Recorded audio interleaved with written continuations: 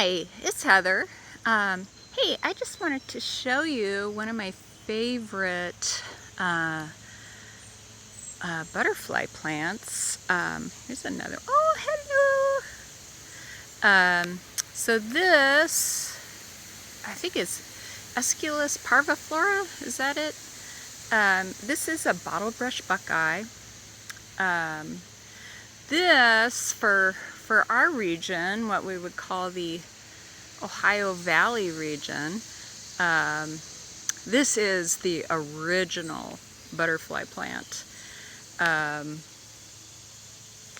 this guy is so big now. So I put this in, I think 8 years ago. One of my customers had one, and I just instantly fell in love. It's so tall now. I think it's about 12 feet tall. So this is kind of in verboten land. This is back where I do have problems with Japanese stilt grass. But I wanted to show you guys just how insanely cool this plant is. And I kind of missed it by a couple of days, or maybe it's just early in the morning so the butterflies aren't awake yet. But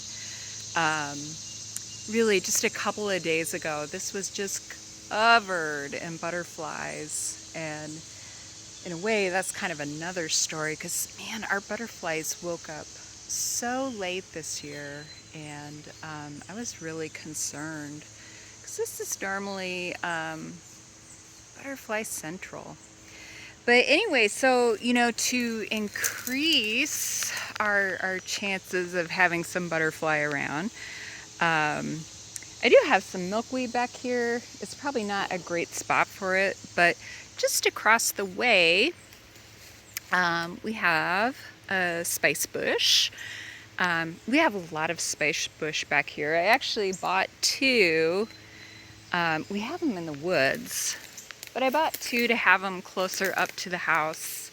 And then these two here were planted by the birds. Let's see if we can find some berries.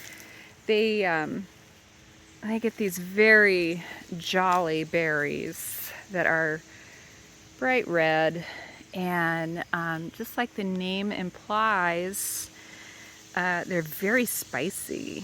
It's kind of like cayenne or something. Maybe they already ripened and the birds already had them, or maybe the heat. Maybe they dropped them because of the heat we're having. Anyway, so this is the only place where spice bush butterflies lay their eggs. So if we want to have those, we have to have spice bush. And that's what I think that little guy over there is. So it's just kind of handy. They can hatch out, eat their spice bush, and then when they go through their metamorphosis, they can have a snack right over here, at least the girls. So some other habitat plants. So right here we have a pawpaw.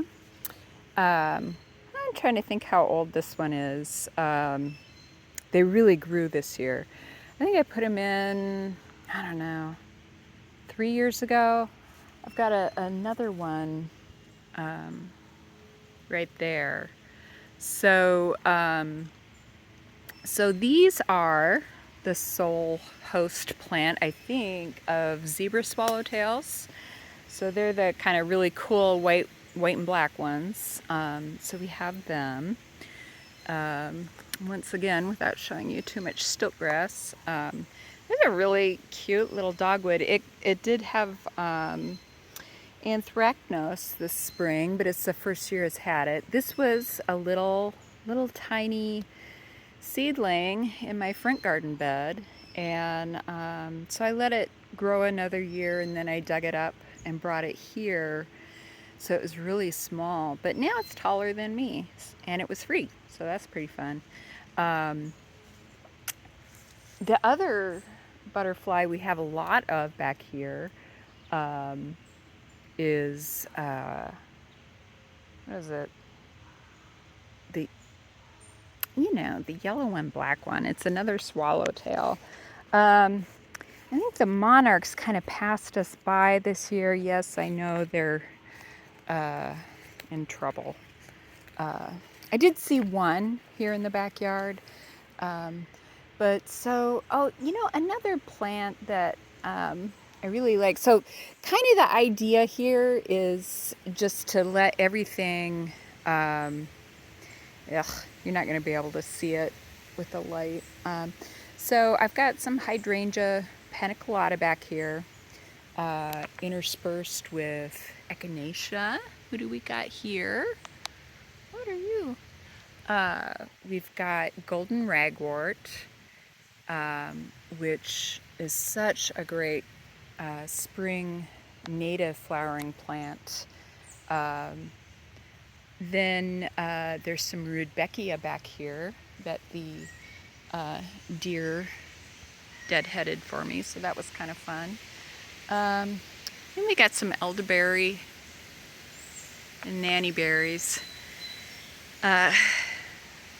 Anyway, this has been well, besides being kind of fantastic for the shrubs, it's been a struggle, this spot, because I picked up some stilt grass, I think at one of our state parks, before it was when it was just starting to spread at Yellowwood because of logging, and we saw it and stayed away from it, but the seeds can be thrown so far that I managed to get some on my shoes and brought them home back here.